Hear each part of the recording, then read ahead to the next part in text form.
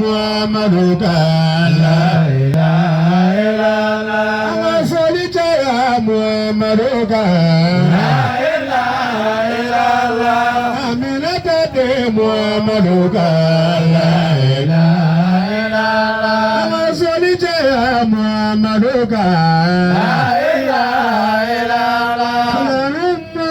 Muhammadu la ilaha illallah. Amasolite akira baiga la ilaha illallah. Bebe soli gaga la ilaha illallah. Lekugo dave obe la ilaha illallah. Ikele dave obe la ilaha illallah. Bebe soli Muhammadu la ilaha illallah.